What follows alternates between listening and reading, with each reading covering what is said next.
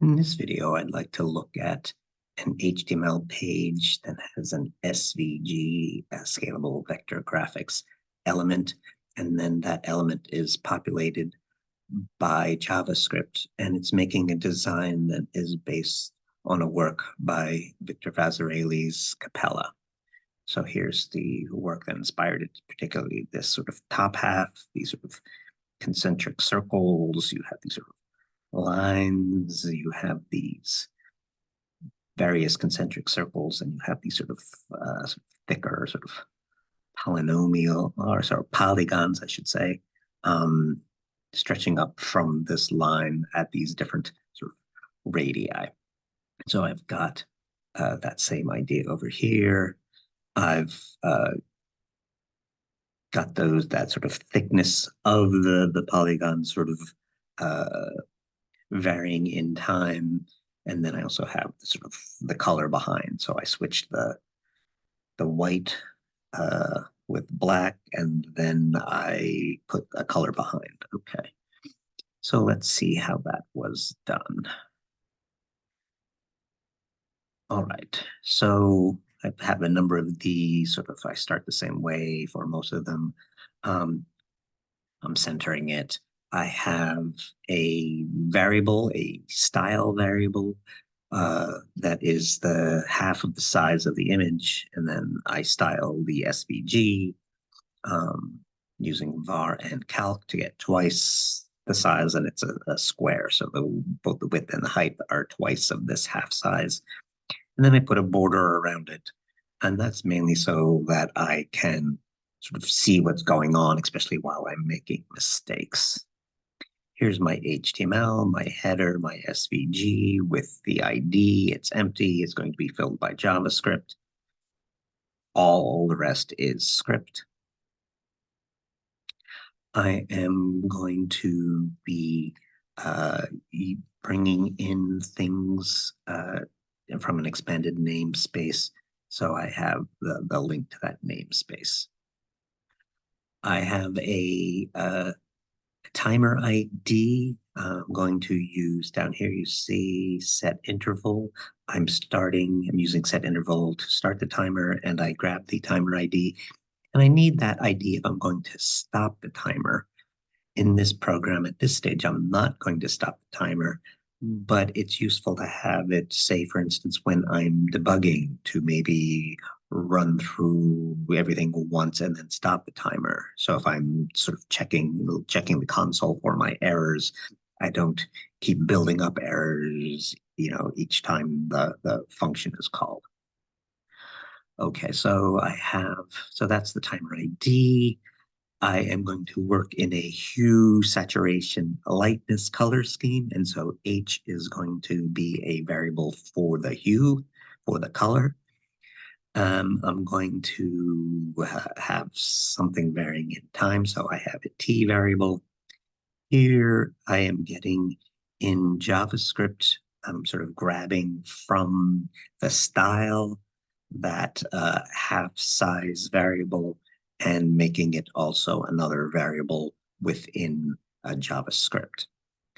And here I am dividing that sort of half width by 7, and that's just a sort of a size. And I have another parameter, 5, that I'm sort of starting. Here these will pop up in the calculations below in those polygons. Here I am using set interval. I'm starting my timer. I'm calling the function. I called it Capella. I'm calling it every 33 milliseconds. Here is the function. So almost everything else is this function. I am every time I call the function, I'm sort of clearing out anything I had before. I am incrementing my timer. I am changing my hue. And the hue is, in this model, is an angle in degrees. So every time I hit 360, I sort of get rid of 360. So I'm doing a modulus. So so when h gets to be above 360, I divide by 360 and take the remainder. And so I always end up with something between 0 and 360 this way. Here is something that's time dependent that I'm going to be scaling. So I have, so I'm using math cosine. So I have something that's oscillating. So we saw that the shapes were getting bigger, and then at some stage they start to get smaller. And so that is this sort of oscillating time behavior. I have 1 plus cosine. So cosine varies between 1 and -1. Then 1 plus cosine will vary between 0 and 2, and I'm dividing by 2. So I have something that oscillates between 0 and 1. Okay. I have, I'm going to, I have this delta y, which is sort of something about the sort of like thickness of these polygons, like the change in y, how much they are, how thick they are vertically. And I could probably work. I probably don't need delta y and this orange, but for whatever reason, I did make both. I'm giving I could, and here's another sort of extra variables that I don't need. I already have m, and then I'm making cx and cym. And so this is sort of unnecessary variable wise, but it's reminding me that this m is telling me where the center is horizontally and where the center is vertically.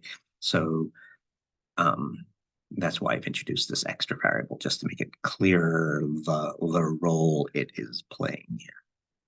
Okay. So first I make the sort of, I don't know, the background, if you will, but the background changes in time, so I've got to sort of keep remaking it. But I'm going to have these thick colored rectangles that vary not only with time, but they vary with height. So we see it's sort of light blue right now at the top and dark blue. And so I'm making the sequence of rectangles, and I have these sort of black lines. So that's what I'm making here, the colored rectangles and then the black lines. So I'm using the HSL, the Hue-Saturation-Lightness model. I have the variable H is changing, so the hue is changing. I'm sticking my saturation at 75. So I didn't want the colors to be too bright. I wanted it to be colorful, but not full-on saturation. And then I'm varying the y, the height, and I am varying the lightness based on the y, and we saw that. So now it's purple, but again, light at the top and dark at the bottom. Okay. And the second and third arguments of the HSL are percentages, and that's one mistake I keep making is, so I'm using a literal here, and so that's this backtick, and then when I want to insert a variable, that's the $sign curly bracket. And then I also need for the second and third arguments, as I was saying, I need the percent sign, and that was a mistake I kept making, keep forgetting my percent sign. Okay, so I am making a rectangle going out to the namespace and using that SVG and S that we defined above, which was a URL, and getting a definition of rectangle. And I'm creating a rectangle. A rectangle has an X. I'm starting on the way left 0, and then I'm giving them at various heights. So I'm making rectangles at various heights. So that is the y is a variable. The width is always 2m. So and that was the whole expanse of the design. And then the height was this SP, the sort of the spacing. So these all have a constant thickness, and that thickness is SP. I'm filling them with this color that was changing. I'm making the stroke black so that when I get the sort of, like if I have almost no height, I will still have a stroke. So there'll always be, can keep the black line from completely disappearing. So that black line never completely disappears without, if I didn't give it a stroke, I think it would disappear. And I add it to my design. This is the black, sort of black lines. So I just made them as another, I could have used line, but I just used rectangle. Sort of already had it going. X0, the Y, the width, the height, made the fill black, added them. So those are the sort of the thin black lines that stretch all the way across. Again, could have been lines, but made them rectangles. Okay, now sort of the circular part. Okay, so I have a bunch of sort of concentric circles, and so I'm looping over the radii, and I'm coming from the sort of outermost circle in. So I'm taking that that spacing, that SP, and I'm going up to 6.5 times that. So that is my sort of the outer radius. And then so long as, and I'm going to decrease my radii, and so long as my R is greater than SP, this sort of that spacing, then I'm going to keep going. I'll stay in the loop. And so I have concentric circles, and the difference between one and the next is this SP in the radii. Okay. Then, so I have those different circles. Then for each of those circles, I am looping over sort of the Y's. So I'm going from the CY is sort of like the half. So I'm going from minus CY to sort of plus CY. So that is this, all the levels, and I'm going up by SP. So I'm going to all these, revisiting those things that were sort of rectangles but straight lines above, and that's where I'm going to make my polygons. But I want the polygons are sort of based on those circles. So I'm making these various polygons here, but they are based on this idea of circles. So I have an if to say, like, if I'm inside the circle. I think I could have done a better job here. I'm doing it for sort of the outer circle, the absolute of y plus delta y if it's less than r. I think I could, and there are sort of some spots in here where it is maybe not as smooth as it could be, where I could have been a little more sophisticated with my if. It might be, I might lose a couple of those sort of jerky parts. All right. So, but this is sort of for the outer circle to make sure that that my y is in the circle under consideration.